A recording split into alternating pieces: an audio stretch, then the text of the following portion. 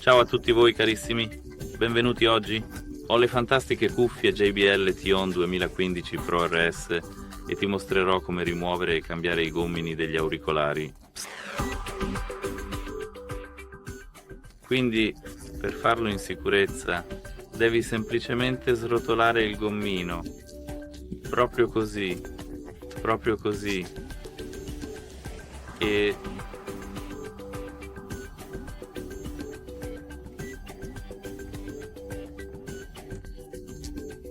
ora devi semplicemente tirarlo e, per esempio, sto prendendo il mio nuovo gommino e devo solo infilarlo dritto sul mio altoparlante. Può essere difficile, quindi non preoccuparti, ma è davvero così facile. Ecco fatto, spero che ti sia utile. Arrivederci!